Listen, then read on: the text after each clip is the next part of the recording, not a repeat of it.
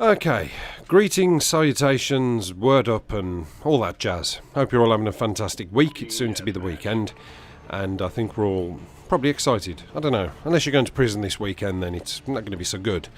Yeah, I just wanted to kind of backtrack over my last commentary. Not backtrack, I just wanted to kind of clear the air a little bit. You see, the last commentary I produced was me talking about a practical joke that I got up to when I was the age of 17.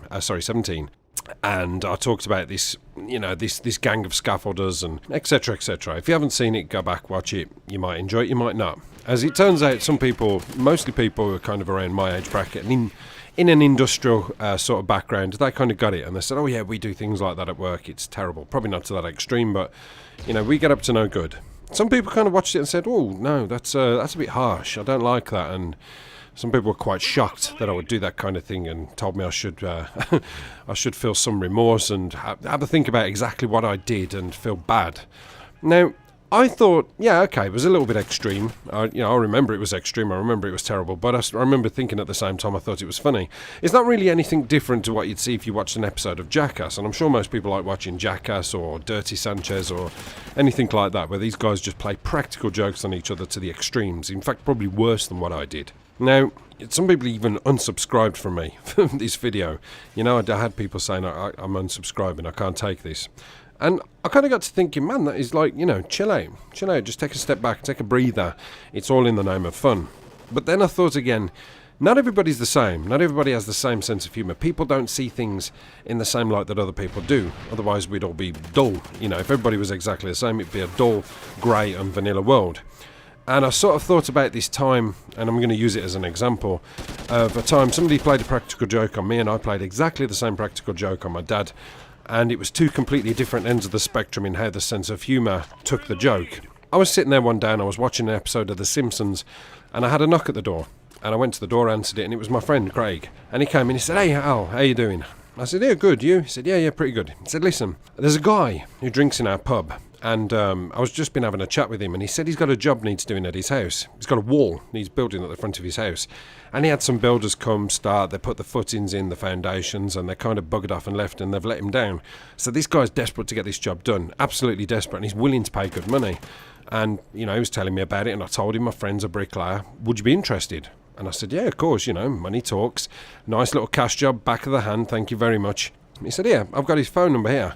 He said, "Give him a ring." Yeah, no problem. So coming in, sit down, take a load off, watch some Simpsons. So I says, "Do you want a cup of tea?" I said, "I'll ring him tonight." He said, No, you've got to ring him now. It's really important you ring him now. He said, "He's got to work tonight, so if you don't ring him, then, he's going to be disgruntled. He might give the job to somebody else, you just don't know." Good thinking. Nice one, Craig. Okay, well, I'll put the kettle on, and I'll go and phone this guy. So I went upstairs, because I can't talk in the same room as people when I'm on the phone. I have to get out of the room. So I'll pick up the phone, I'll dial the numbers. And this guy answers. He says, "Hello?" And I said, "Oh, hello, Dave, how you doing? Listen, I've just been given your number by Craig. I believe that..." And before I could finish my sentence, this guy interrupted. And he said, "Oh, it's you again, is it? You stupid prick. What have I told you about ringing me? This is the 5th time in a row you've rang me today, and I'm just about getting sick of it." And I said, whoa, hang on, mate. This is actually the first time I've rang you. I think there must be some mistake. You see, Craig's just come round the house and given me a number. He said, "Why are you still talking to me? Why? Why are you still talking? I've had enough conversations with you for one day, you disgusting pervert. Heavy breathing down the phone and saying terrible things. I'm going to phone the police." Of course, I was knocked back, and I said, "Oh, well, hang on, mate, hang on. Listen, calm down. I've not rung you before. This is the first time I've called you. My friend Craig, Craig, curly hair, Italian, he was talking to you in the pub about a job he needed doing. And he said, I'm going to count to 5. And if you haven't hung up this phone, I'll be dialing the police and I'll get them to trace your number." And he went, 1. And I said, whoa, listen, I'm not going to hang up. You need to understand. And even before he got to 2, he interrupted me again. He says, "Listen, you keep talking, mate. I will find out where you live. I will come round your house and I will knock you clean out on your front doorstep." That was it for me. The red rag was in front of the bull. So I turned around to him and I said, "Okay, is that the case? Fine." I gave him my address and I said, "There you go. That's where I live. Come round, I'll be waiting here, right now for you. And I'll tell you what, if you do come round, I will cut off your fucking kneecaps and use them as ashtrays." Anyway, that was it. He finished off the conversation. He said, "You know what, I can't be bothered to talk to you anymore. You call me again, you pervert, breathing down the phone. The police will get involved. Now piss off." And he hung the phone up on me. Now, I was walking around my room and I was raging. I was so cross. And I was there muttering to myself, "You prick. How dare you? How fucking..." Right, okay. So I picked up the phone again. I thought, I'm going to ring him again. So I rang him. Anyway, phone rings 3 times. He answered the phone. And then all of a sudden he turns around and says the same thing again. Oh, it's you, is it? Phoning me up. And I thought, this is a recording. This is a recording. Now, I'd never come across one of those things before. I know they're quite commonplace now, but this is going back a little bit. And I melted. I thought, how embarrassing. Now, I was shouting loud enough, and I walked back in the room, and I knew exactly what I was going to walk into. There was my friend, tears streaming down his eyes, rolling around on the floor, literally cannot breathe with laughter. And I steamrolled towards him, shouting, I'm going to kill you. And he ran out the front door, and I chased him down the road, and it was all forgotten about. It was good fun. I saw the funny side of it, and, you know, it was one of them. It was a funny joke. Now, the other end of that, on that same night, I thought, this is brilliant. You know, this is immense. Who could I get with this? And one person came in my head. I thought, my dad. Now, that was a bad move, because my dad is unpredictable with his moods. Or certainly was, God rest his soul. Now, like I said before, you know, my dad used to be quite creative. He used to do poems and things and write stories. I said, hey, Dad. I said, this guy just rung our house. Dave, his name is. And I think he must have thought I was you, because he said something about a publishing deal for a book or something like that. And I said, look, you're talking to the wrong person. I think you actually need my dad. Here, there you go.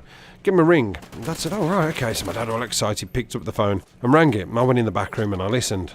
And all I could hear was my dad say, hello? Oh, hello. Yeah, I've just been given the number by my son. And, excuse me? No, I think there's some mistake. I've actually been given the... Now, hang on a minute. And I could hear him, like, stopping. And eventually my dad must have just really clocked on really quickly this was a recording or a joke. And he hung the phone up. And he walked back in the room and he took one look at me. And I'm sitting there and I'm crying with laughter. And he just straight-faced as anything, got this piece of paper, threw it at me and went, that's not funny. And he sat down and watched the telly. Now, I had to respect that some people just don't find the same things funny, you know? Of course, it was a cash job for me. There could have been about 500, 600, 700 quid for a day's work there. Who knows? I could have made a nice little mint out of that and had a good weekend out. My dad at the same time saw an opportunity and I crushed it with the joke. But hey, you can't please everybody. So, enjoy your weekend, guys. Have a good one. Apocalypse done.